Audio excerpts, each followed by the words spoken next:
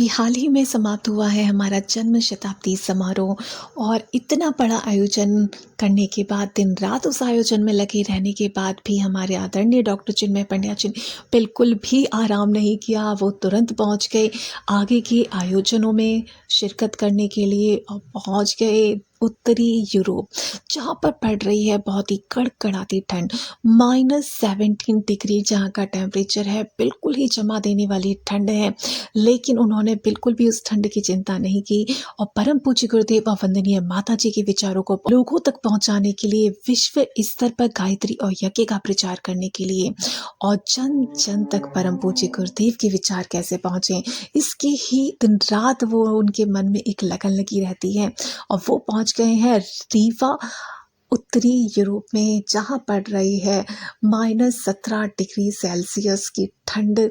बहुत ही कड़कड़ाती जमा देने वाली ये ठंड है और यहाँ पर आयोजन किया गया है एक गायत्री दीप महायज्ञ का।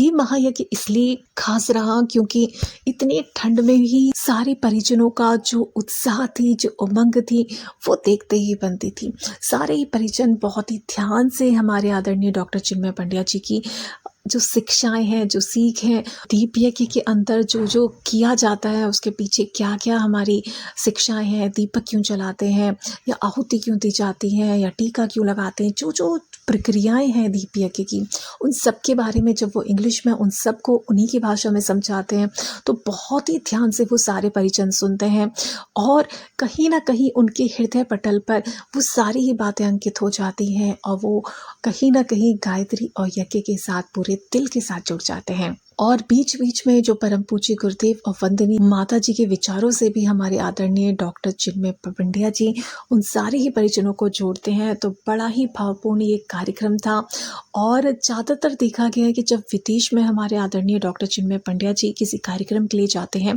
तो उस कार्यक्रम का पूरा ही संचालन वो खुद ही करते हैं। आप सबने उन्हें सुना होगा, उनके पास शब्दों की कोई कमी नहीं है किसी बात को समझाने के लिए। उनके पास शब्दों का एक अथाह भंडार भरा हुआ है। तो चाहे वो इंग्लिश भाषा में हो, चाहे हिंदी भाषा में हो, उनके पास शब्दों की कभी कमी नहीं होती। और जब भी वो यज्ञ या दीप यज्ञ को विदेशी भाषा में जब वो समझाते हैं तो ये बहुत ही ज़्यादा प्रभावपूर्ण हो जाता है, क्योंकि उन लोगों को उनकी भाषा में जब वो सारी चीज़ें समझ आती हैं तो उनको एक परायेपन का फील नहीं होता। उनको लगता है कि हाँ, ये गायत्री और यज्ञ तो ये हमारे अपने हैं। तो इसी भाव के साथ जब वो गायत्री के साथ जुड़ते हैं तो बहुत ही अद्भुत ये नज़ारा होता है। हम भाग्यशाली है सारे गायत्री परिजन कि हमें एक ऐसे प्रतिनिधि मिले हैं, डॉक्टर चिन्मय पंड्या जी जैसे, जो दिन रात परम पूज्य गुरुदेव के विचारों को आगे बढ़ाने में लगे हैं, विश्व स्तर पर उन्हें फैलाने में लगे हैं।